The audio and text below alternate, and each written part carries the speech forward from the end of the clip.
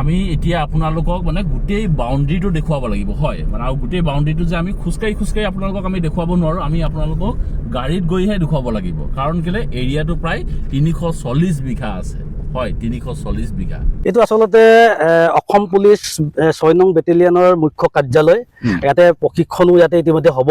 প্ৰশিক্ষণৰ কাৰণে আপোনালোকে দেখিছে গোটেই সমগ্ৰ মানে এৰিয়াটো মানে হেৰি কৰা হৈছে হয় আমি এই প্ৰকল্পটো আচলতে 2024-25 বৰ্ষৰ মানে 24ৰ পৰা আৰম্ভ হৈছে ইতিমধ্যে প্ৰায় 3টা বৰ্ষ হৈছে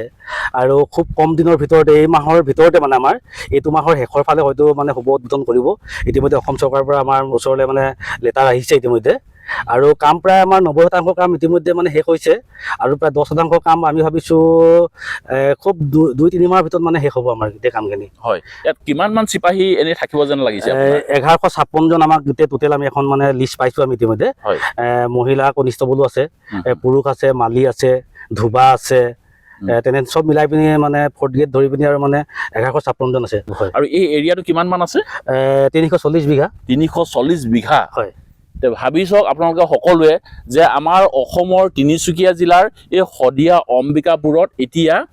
6th অৰ্থাৎ 6 নং এতিয়া বেটেলিয়ন এটা কেম্প বনাইছে য'ত নেকি ইয়াত 340 বিঘা মাটি আছে আৰু মই আজি আপোনালোকৰ স্ক্ৰীনত আপোনালোকক দেখুৱাই আছোঁ যিমানখিনি পাৰোঁ আমি আপোনালোকক দেখুৱাবৰ কাৰণে চেষ্টা কৰিছোঁ যে 340 বিঘাৰ এটা এৰিয়াত 6 নং বেটেলিয়ন কেম্পৰ এটা হেড অফিচ হ'ব আৰু ইয়াত অসমৰ বিভিন্ন ডাঙৰ এই কামাণ্ডো অৰ্থাৎ পুলিচ বিভাগৰ অফিচাৰবিলাক আহি ইয়াত থাকিব তেওঁলোকৰ কেম্প হ'ব ইয়াতো ট্ৰেইনিং চেণ্টাৰ হ'ব আৰু আমাৰ অসমত যে এতিয়া কিমান যে নিবনুৱা সমস্যাবিলাক সমাধান হ'ব আৰু এইখিনি এনেই চোৱা চিতা কাম বা গোটেইখিনি আপোনালোকক দায়িত্ব কোনে কেনেকৈ দিছে আচলতে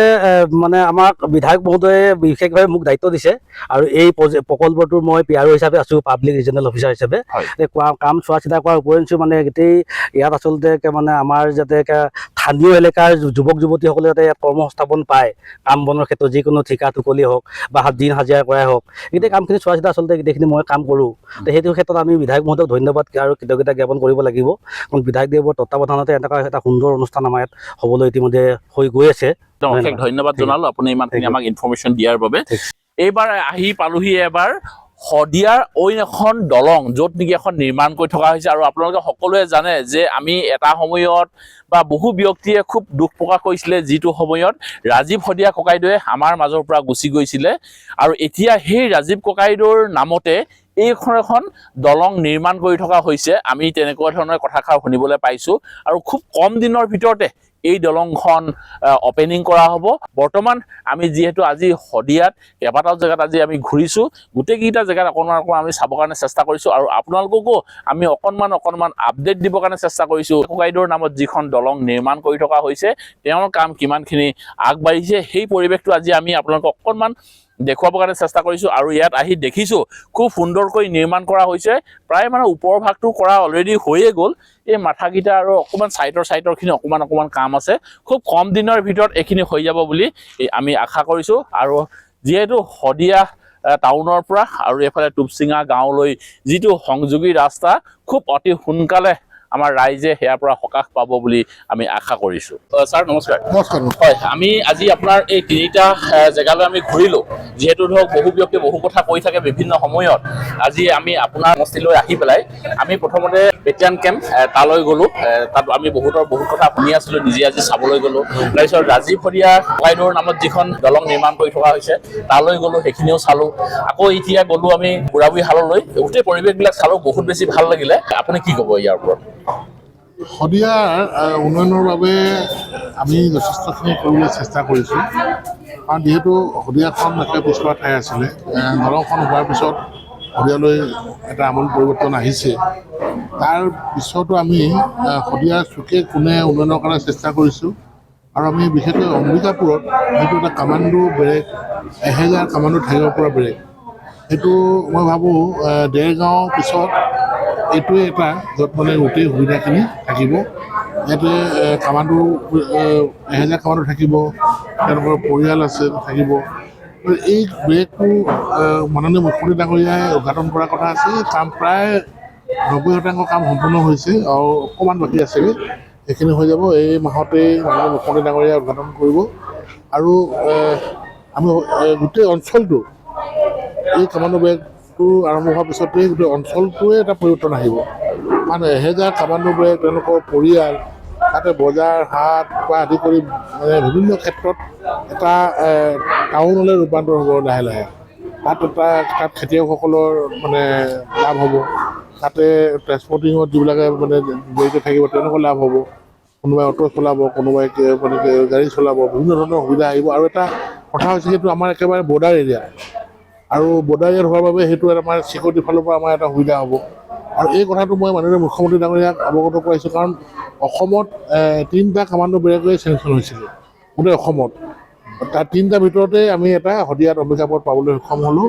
আৰু এই কথাখিনি মাননীয় মুখ্যমন্ত্ৰী ডাঙৰীয়াক মই কৈছিলোঁ যে আমাৰ বৰ্ডাৰ এৰিয়া তাত আমাক লাগে ছিকিউৰিটিৰ ফালৰ পৰা, চব ফালৰ পৰা। এই কামাণ্ডো বেৰেগটো হোৱাৰ পিছৰ পৰা আমি এই ছিকিউৰিটিৰ ক্ষেত্ৰত আমাৰ যথেষ্টখিনি আমাৰ সুবিধা হ'ব। তাৰপৰা আমাৰ টুপচিঙা আমাৰ যিখন দলং, এই দলংখন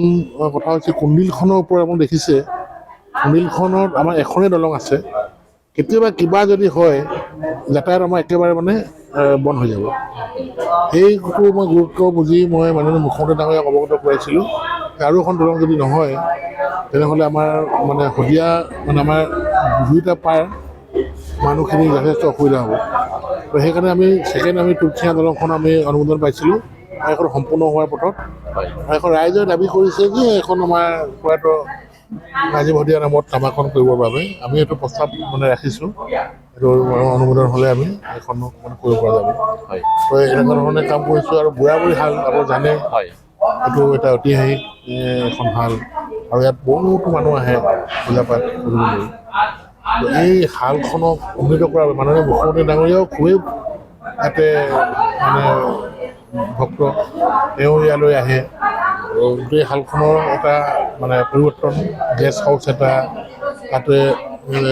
মানে গোটেই আন্তঃগাঁথনি নিৰ্মাণৰ বাবে প্ৰায় 8 কোটি টকা অনুমোদন কৰিছে, আৰু কাম চলি আছে এতিয়া। তাত যিটো গেষ্ট হাউচ হ'ব, সেই গেষ্ট হাউচটো মুখ্যমন্ত্ৰী ৰাজ্যপাল আহিলেও থাকিব পৰা এটা মানে অতি মানে উচ্চমানৰ গেষ্ট হাউচ হ'ব, তাতে হ'ব, এইখিনি সুবিধা হ'ব। তেনেকুৱা ধৰণে এইটা বৃহৎ আমাৰ প্ৰজেক্ট যিখিনি শদিয়া এইটো পাৰে আছে। আমাৰ সিটো পাৰেও এনেকুৱা ধৰণে কেইবাটাও আঁচনি আছে,